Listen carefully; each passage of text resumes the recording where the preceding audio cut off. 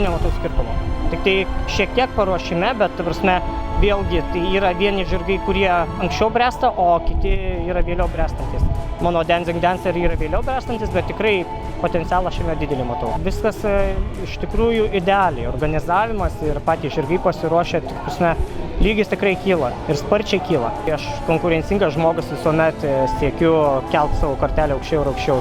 Gal šiek tiek širdį ir tikėjausi, kad pasiseks, bet kad tai pasiseks, tai labai pasisekė, tikrai fainiai. Labai reikia turėti daug energijos, jėgų labai daug ir žinoti, ką darai, svarbiausia.